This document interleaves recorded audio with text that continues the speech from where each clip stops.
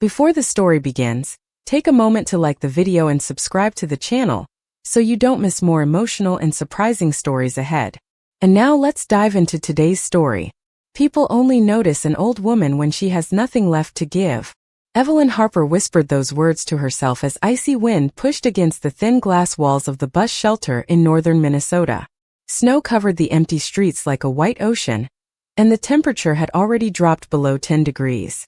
Her old winter boots were soaked through, her fingers numb inside faded knitted gloves, and tucked inside her coat pocket was the last $10 she had in the world.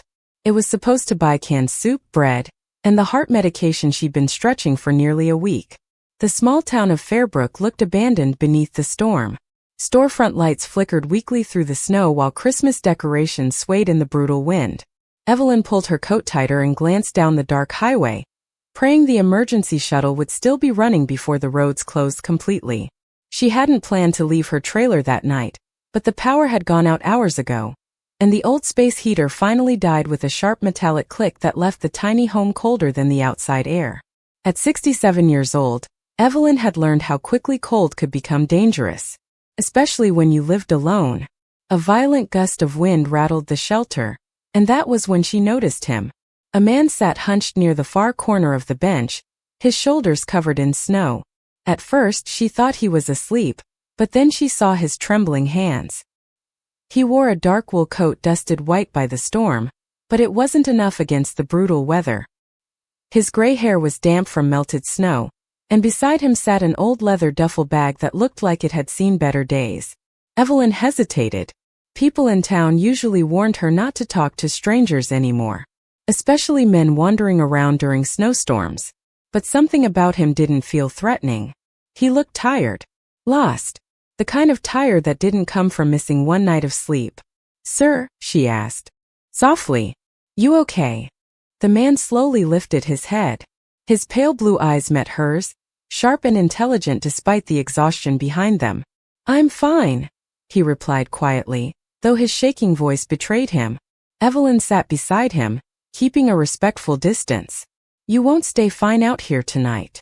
The man forced a weak smile. "Neither will you." Evelyn let out a dry little laugh. "Guess we're both stubborn." For a few moments, neither of them spoke. Wind screamed across the highway while snow swirled around the shelter like smoke. Then Evelyn reached into her coat pocket and pulled out the wrinkled $10 bill she had folded there all afternoon. She stared at it for a second longer than she meant to.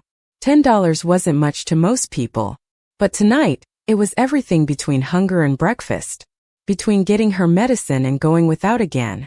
Still, she placed it gently into the stranger's frozen hand. "There's a diner 2 blocks down," she said. "If they're still open, get yourself some coffee and soup before the roads close." The man stared at the bill in stunned silence. "Ma'am, why would you do this when you clearly need it yourself?" Evelyn looked out at the storm instead of at him. "Because I know what it feels like when nobody does." The stranger tightened his fingers around the money, and for the first time that night, his expression changed. Not pity, not embarrassment, something deeper, almost painful. Far down the highway, hidden behind curtains of snow, a black SUV remained parked with its headlights off while someone inside watched the old woman through the storm. The emergency shuttle never came. Around midnight, the county officially shut down the roads, and the small bus shelter became the only warm place left within miles. Evelyn sat quietly beneath the buzzing fluorescent light, while snow piled higher along the empty highway. The stranger beside her barely moved, but every now and then she noticed him glancing at her with the same confused expression, as if he still could not understand why she had handed over her last $10 without hesitation. Evelyn pretended not to notice. She had spent most of her life doing things people did not understand. 32 years working night shifts as a nurse at Fairbrook Regional Hospital had taught her that kindness rarely made sense on paper. You did it because someone needed it, not because it benefited you. She rubbed her aching hands together and stared at the storm outside. Somewhere beneath all that snow sat the old trailer she could barely afford to keep anymore. The roof leaked every spring. The heater failed twice every winter. And the bank had already sent her the second warning notice taped to the front door last month. Sometimes she wondered if the only reason they had not taken it yet was because nobody else wanted a rusted trailer at the edge of town. 8 years earlier, her life had looked completely different. Her husband Walter had still been alive then, sitting beside her every morning with black coffee and buttered toast while country music played softly from the kitchen radio. But cancer had taken him fast. Too fast. One winter they were planning a fishing trip to Lake Superior, and by summer Evelyn was standing alone beside a grave wearing the same navy coat she still owned today. After Walter died, the silence inside the trailer became unbearable. Her son Michael promised he would visit more often after moving to Colorado Springs with his wife, but over time the phone calls became shorter and colder. Eventually, holidays turned into text messages. Text messages turned into excuses. Then even those disappeared. The last conversation Evelyn had with her daughter-in-law still echoed painfully in her mind. "You cannot keep depending on Michael forever," Heather had said over the phone 6 months ago. "We have our own lives now."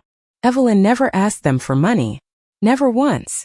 All she had wanted was to hear her son's voice without feeling like a burden. A sudden gust shook the shelter again, pulling her back to the present. The stranger quietly removed his gloves and stared down at the $10 bill still folded carefully in his palm. "You said you were a nurse?" he asked softly after a long silence. Evelyn nodded. "Retired now. I imagine you helped a lot of people." She gave a tired smile. "Most of them probably forgot me the second they got better." The man looked at her for several seconds before speaking again. "I do not think people forget kindness as easily as you believe." Something about the way he said it felt unusual. Not rehearsed. Not polite. Honest. Before Evelyn could answer, headlights suddenly appeared through the heavy snow. A black SUV rolled slowly down the highway and stopped several yards from the shelter. Evelyn assumed it was some county emergency vehicle checking the roads, but the stranger's expression changed instantly. Not fear. Recognition. The vehicle remained parked quietly in the storm while the driver stayed inside. After a moment, the stranger stood carefully and adjusted his coat. "Looks like my ride found me," he said calmly. Evelyn blinked in surprise. "You know them." The man looked down at her with those pale blue eyes again, then slipped the $10 bill gently back into her gloved hand. "Keep this," he said softly. "I have a feeling you are going to need it less than you think." The black SUV disappeared into the snowstorm without another word, leaving Evelyn alone beneath the dim shelter light with the $10 bill still pressed into her hand. For several moments, she simply stared at the empty highway, wondering if she had imagined the entire encounter. People like that did not belong in places like Fairbrook. The man had looked exhausted and worn down, yet there had been something polished about him she could not explain. Even the way he spoke sounded different from the people around town. Calm, careful, educated. Evelyn finally made her way back home just before sunrise after county workers reopened part of the road. Snow reached nearly 2 feet high along the edges of the trailer park, and icy wind pushed against her as she shuffled carefully through the narrow path leading to her door. Her trailer looked even sadder in daylight. Frost clung to the windows from the inside, and one section of the aluminum siding rattled constantly whenever the wind picked up. She stepped inside and immediately wrapped herself in an old quilt from the couch. The heater was still dead. The silence felt heavier than usual. Evelyn opened her kitchen cabinet and found only half a sleeve of crackers, 2 cans of tomato soup, and instant coffee she had been reusing for days. She set her purse on the counter and carefully unfolded the $10 bill again. Somehow, having it returned to her felt stranger than giving it away. Her eyes drifted toward the unpaid electric bill sitting beneath a magnet on the refrigerator door. Final notice was stamped across the envelope in red letters. She looked away quickly. Across the country, nearly 1,000 miles south in downtown Chicago, Thomas Bennett sat alone inside the top-floor conference office of Bennett Freight Systems, while snow battered the giant glass windows overlooking the city skyline. The room was larger than Evelyn's entire trailer. Warm golden lighting reflected off dark walnut bookshelves and polished marble floors, yet Thomas barely noticed any of it anymore. He loosened his tie and stared silently at the photograph resting on his desk. It showed him smiling beside 2 adult sons at a charity banquet several years earlier. Back then, he still believed his family respected him for who he was, not for what he owned. The illusion had shattered slowly over time. Conversations became negotiations. Family dinners turned into discussions about shares, trusts, investments, and inheritance. Every relationship in his life began feeling transactional, controlled, artificial. 3 months earlier, Thomas overheard one of his own sons arguing privately about who would eventually control the company after his death. Neither son spoke about legacy or values, only numbers. That conversation stayed with him like a wound, so he disappeared. Not permanently, just long enough to remind himself what real people looked like when money was removed from the equation. His security team hated the idea, but Thomas insisted on traveling quietly across small towns throughout the Midwest without bodyguards nearby. Most people ignored him completely. Others avoided eye contact the second they thought he might ask for help.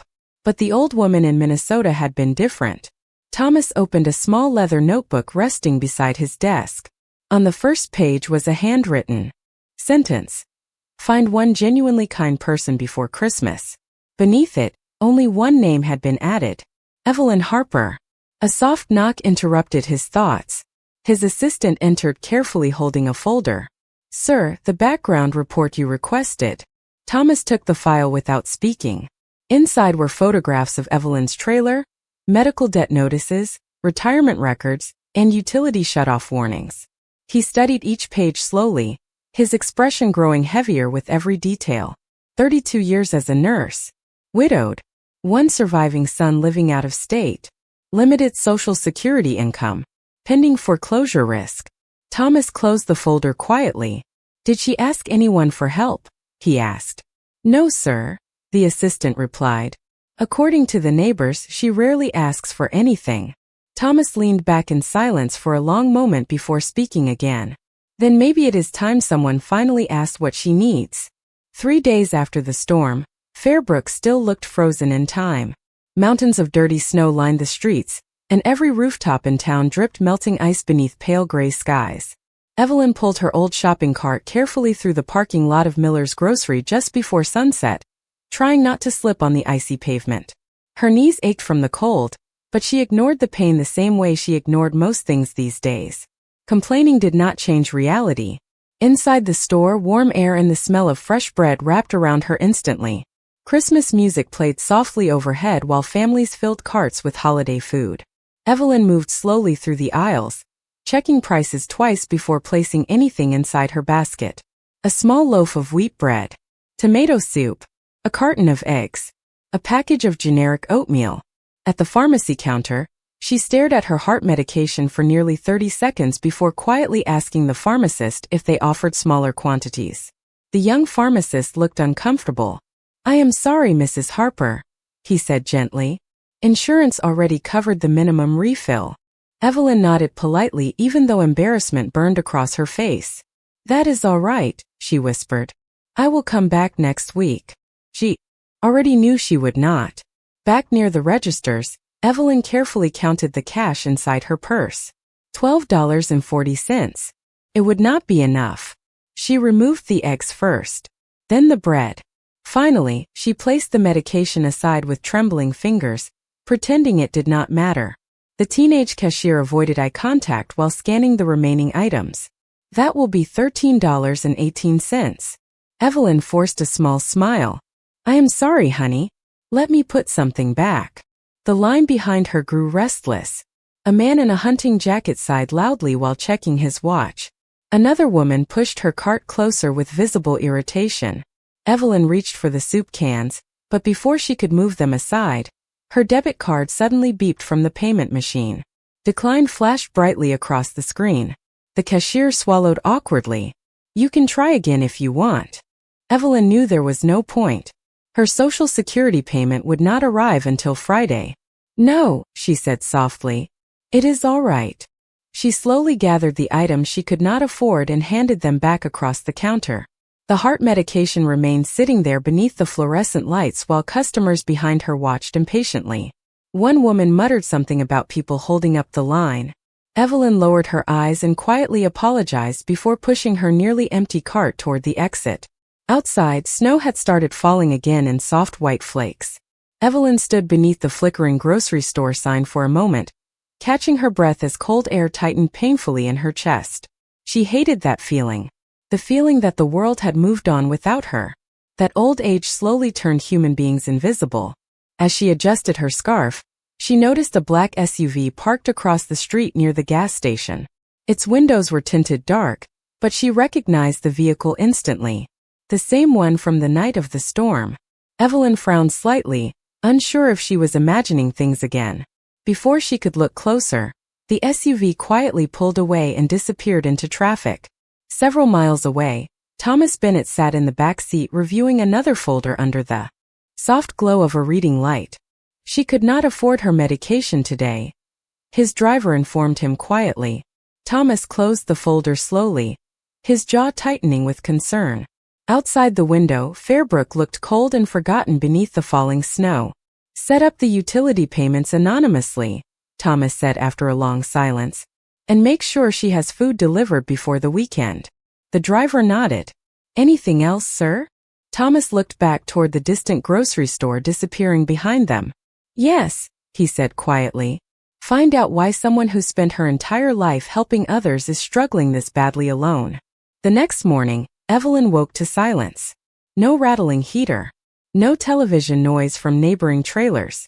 Just the faint sound of wind brushing against the aluminum siding outside her bedroom window. She stayed beneath the blankets for a moment, staring at the water stain spreading slowly across the ceiling above her bed. Winter mornings always felt heavier after difficult nights. At 67 years old, getting out of bed in a freezing trailer sometimes felt like climbing a mountain. Evelyn pulled on her robe and shuffled carefully toward the kitchen. The floor was ice cold beneath her slippers. She switched on the coffee maker out of habit before remembering there was barely enough coffee left for 1 week cup. As she reached for a mug, she suddenly noticed something sitting outside the front door. A large brown paper bag. Evelyn frowned and opened the door slowly. Cold air rushed inside while snowflakes drifted through the doorway. She looked around the trailer park but nobody was there. The bag sat neatly on the welcome mat beside a sealed white envelope with her name written carefully across the front in dark blue ink. Evelyn picked everything up and brought it inside. Her hands trembled slightly as she opened the envelope first. Inside was a printed receipt from Northern Lights Electric Company marked paid in full. Attached beneath it was another notice confirming that her overdue heating bill balance had been completely cleared through the end of winter. Evelyn stared at the papers in confusion before unfolding the small, handwritten note tucked between them. Kindness should never freeze to death. That was all it said. No signature. No explanation. Evelyn lowered herself slowly into the kitchen chair while trying to process what she was seeing. She immediately assumed the local church must have organized some kind of emergency charity program. Fairbrook Community Church sometimes helped elderly residents during harsh winters, although she had never asked them directly for assistance. Still confused, Evelyn opened the paper bag next. Inside were groceries. Real groceries. Fresh bread, milk, eggs, soup, coffee, butter, oatmeal. Even the exact heart medication she could not afford the day before sat carefully wrapped inside a pharmacy bag with her name printed on the label. Evelyn covered her mouth with one trembling hand. For several seconds she simply stared at everything spread across the small kitchen table, while emotion tightened painfully in her chest. Nobody had done something like this for her in years. Outside the trailer park, parked quietly beside a snow-covered pine tree near the entrance road, the same black SUV remained hidden beneath falling snow. Thomas Bennett sat in the back seat watching Evelyn's trailer from a distance through tinted windows. Beside him, his longtime assistant Claire reviewed notes on a digital tablet. The utility company accepted anonymous payment, she informed him quietly, and the pharmacy agreed to refill her prescription through the local assistance fund. Thomas nodded without taking his eyes off the trailer. A warm yellow light now glowed softly through Evelyn's kitchen curtains. Did she recognize anything? He asked. No, Claire replied. She likely believes it came from the church.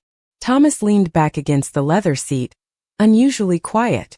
Claire had worked for him nearly 14 years, and she had rarely seen him emotionally affected by anyone outside his immediate family. But something about the elderly woman in Fairbrook had clearly unsettled him. Sir, Claire said carefully, most people would have kept that money for themselves. Thomas looked down at the folded $10 bill resting inside his coat pocket. He had. Carried it with him ever since the snowstorm. That is exactly why I cannot stop thinking about her, he answered softly.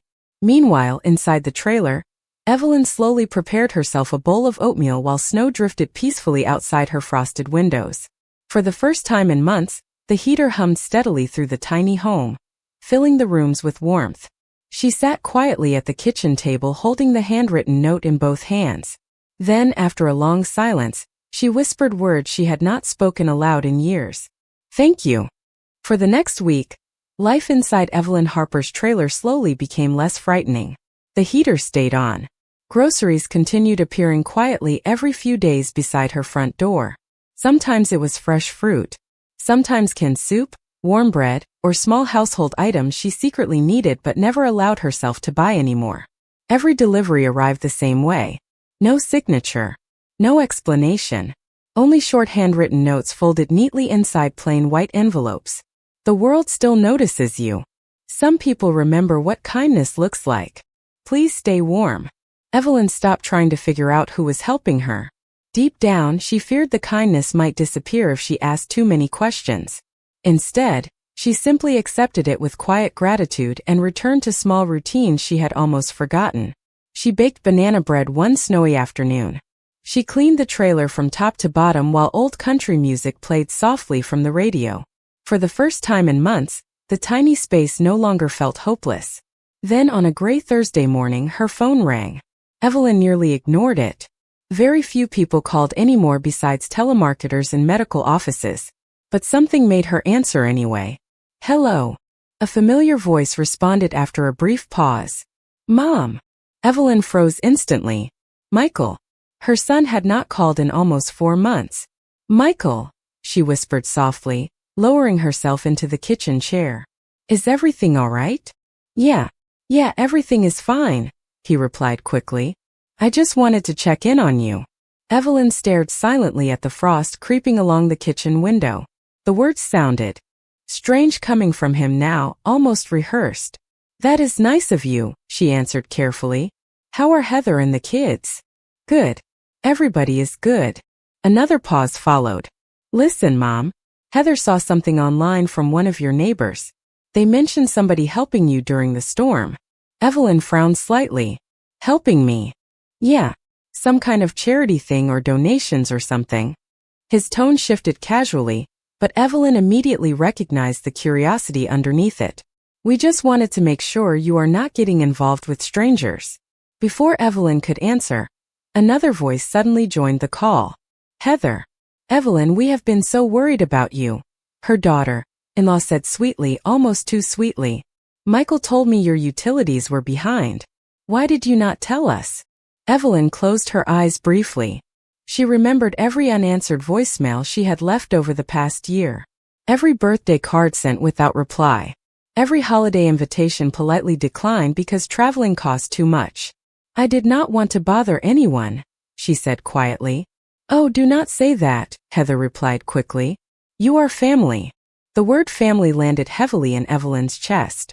Not comforting. Heavy. Heather continued speaking. Actually, Michael and I have been discussing something. Maybe it is time you considered selling the trailer and moving somewhere safer. Maybe an assisted living place closer to us eventually. Evelyn's fingers tightened around the phone cord. I am not ready for that. But this winter could have been dangerous, Heather insisted gently. And honestly, maintaining property at your age is difficult. If someone is already stepping in financially. There it was. Evelyn heard it clearly now. Not concern. Interest. Curiosity about money. About who was helping her and why. Michael finally spoke again. Mom, nobody is accusing you of anything. We just want to understand the situation. Evelyn looked down at the handwritten note still resting beside her coffee cup. There is nothing to understand, she answered softly. Someone was kind to me. That is all. The line went quiet for several seconds. Then Heather spoke again, though her voice had lost some of its warmth. Well, if anything changes financially, you should probably let Michael know. For legal reasons. After the call ended, Evelyn sat motionless at the kitchen table while snow drifted gently outside her windows. For the first time in days, the warmth inside the trailer suddenly felt fragile again. Far away in Chicago, Thomas Bennett stood silently inside his office while Claire updated him on the phone call they had monitored through public records. "Her family is starting to pay attention now," Claire said carefully. Thomas walked slowly toward the window overlooking the frozen city below. "Not because she was suffering," he replied quietly, "because they think someone else might be helping her." December passed slowly through Fairbrook beneath endless snow and gray skies. Christmas lights glowed softly across quiet neighborhoods while church bells echoed through the frozen town every Sunday morning. Evelyn spent most evenings alone beside the small electric heater in her trailer, wrapped in Walter's old flannel blanket while old movies played softly on television. But despite the loneliness, something inside her had begun to change. She no longer woke up every morning with the same fear sitting heavy in her chest. Whoever had helped her after the storm continued sending small acts of kindness without asking for anything in return. Sometimes fresh groceries appeared outside her door before sunrise. Other times it was a gift card to the pharmacy or prepaid fuel delivery for the trailer heater. Always anonymous. Always thoughtful. Evelyn found herself smiling again at little things she had forgotten to notice. The sound of snow crunching beneath boots. Fresh coffee in the morning. The warmth of clean blankets from the dryer. It frightened her a little how long it had been since life felt gentle. Then, 3 days before New Year's Eve, another envelope appeared at her front door. This one looked different. Thick cream-colored paper. Elegant handwriting. Evelyn carefully opened it while standing in the kitchen beneath the humming fluorescent light. Inside was a formal invitation embossed with silver lettering. The Bennett Foundation. Annual Winter Charity Gala. Chicago, Illinois. December 31st. Black tie optional.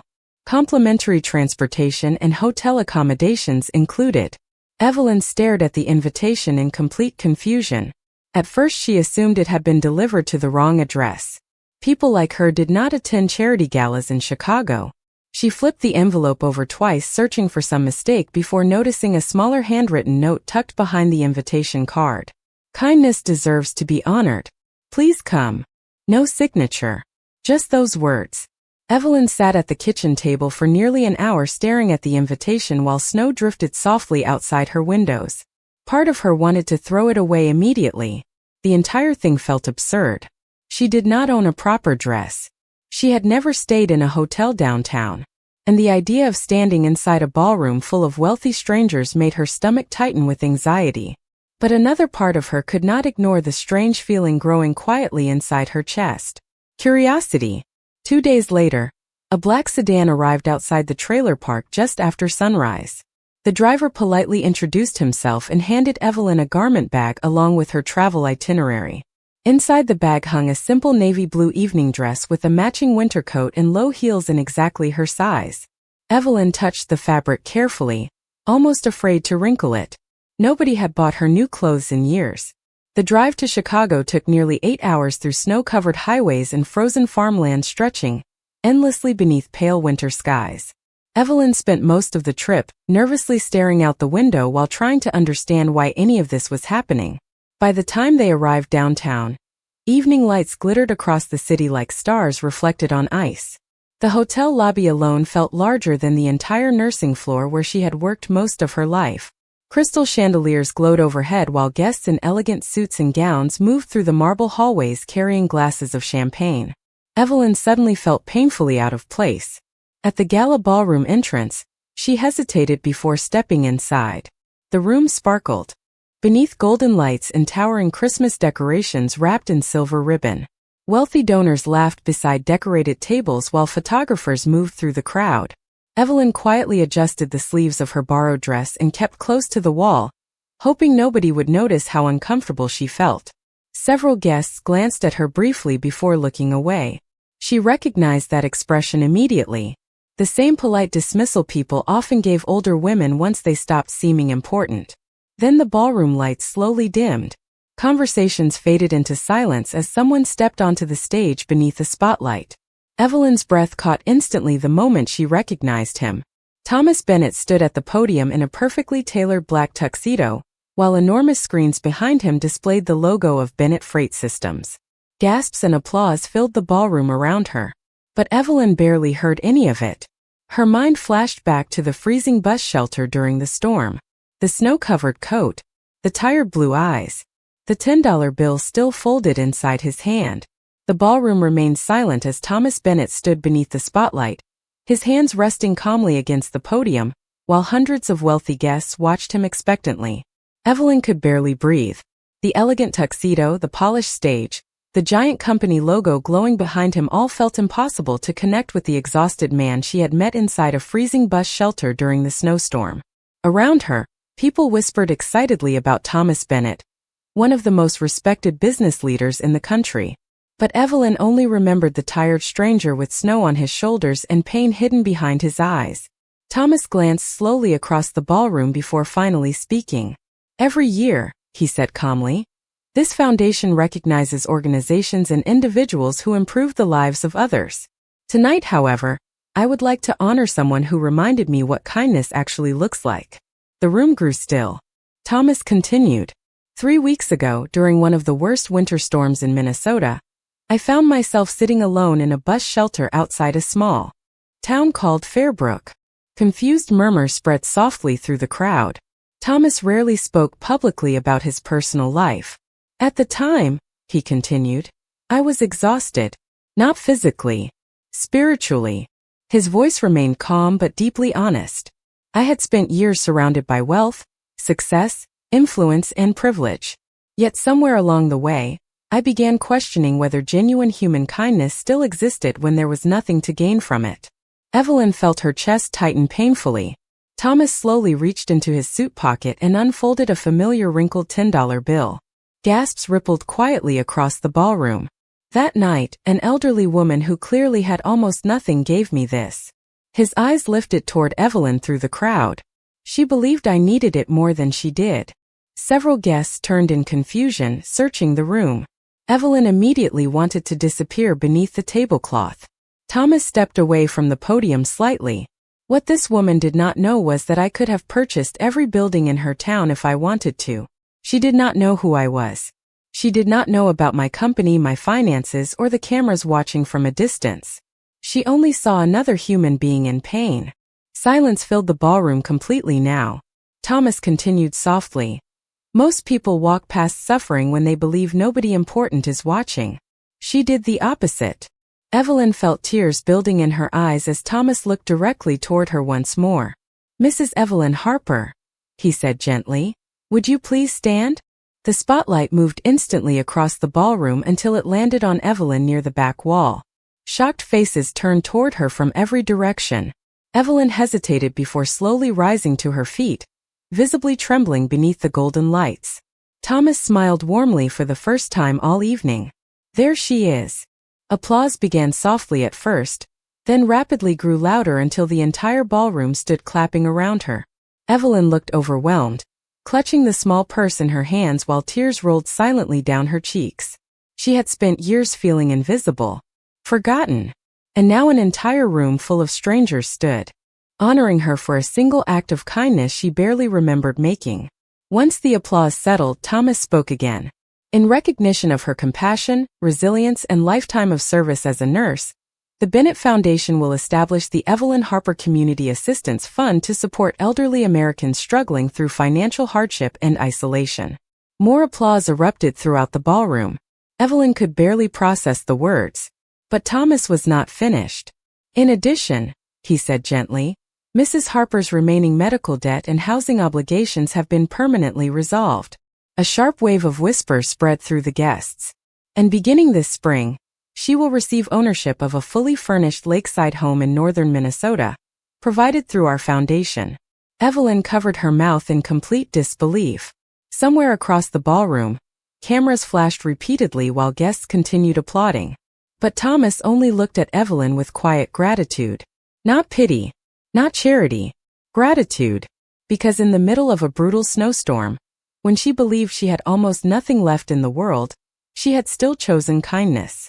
By early spring, the snow around Fairbrook finally began to melt. Long gray icicles disappeared from rooftops, frozen roads turned into streams of muddy slush, and sunlight slowly returned to the small Minnesota town after months of brutal winter. But the biggest change was not the weather. It was Evelyn Harper. For the first time in nearly a decade, she no longer woke up afraid of the mailbox. No more overdue notices. No more final warnings. No more choosing between groceries and medication. The small lakeside home provided through the Bennett Foundation sat nearly 20 miles outside Fairbrook, beside a quiet stretch of pine trees and still water that reflected the morning sky like glass. It was not a mansion. Thomas Bennett had understood immediately that Evelyn would never feel comfortable in something extravagant. Instead, the home felt peaceful. Warm wooden floors. A stone fireplace. A small porch facing the lake. Fresh flowers in the kitchen every Monday morning delivered anonymously by the local florist. Evelyn often sat beside the window with coffee in her hands, just watching sunlight move across the water. Sometimes she still cried quietly from disbelief. Not because of the house itself, but because somebody had finally seen her. Truly seen her. News of the gala spread quickly online after New Year's Eve. Interviews. Newspaper articles. Television clips showing the moment Thomas Bennett publicly honored the retired nurse from Minnesota, who had given away her last $10 during a snowstorm. Thousands of people commented on the story across social media. Most called Evelyn inspiring. Others simply called her kind. But the attention brought back people who had ignored her for years. Michael called 3 times during January alone. Heather suddenly sent flowers and long emotional messages talking about family reconciliation. They even offered to visit Minnesota for Easter. Evelyn answered politely but carefully. Something inside her had changed over the winter. Not bitterness. Clarity. She no longer confused guilt with love. One afternoon in March, Michael finally admitted the truth during a phone conversation. "Mom," he said awkwardly, "Heather thought maybe you should speak with a financial advisor before signing anything with the foundation." Evelyn stood quietly at the kitchen sink overlooking the frozen lake outside. "Thomas already arranged everything legally," she replied calmly. "I am well taken care of." Michael hesitated before speaking again. "Well, people are talking. They think you might have access to a lot of money now." Evelyn closed her eyes for a moment. Years earlier, those words would have shattered her heart. But not anymore. "Michael," she said softly, "when your father died, I spent years hoping my family would call because they missed me, not because they needed something." Silence filled the line. "I am not angry," she continued gently, "but I am tired of feeling valuable only when other people think I have something to offer." Michael did not know how to answer. After the call ended, Evelyn stepped outside onto the porch wrapped in a light sweater while cool spring air drifted across the lake. Birds moved through the pine trees.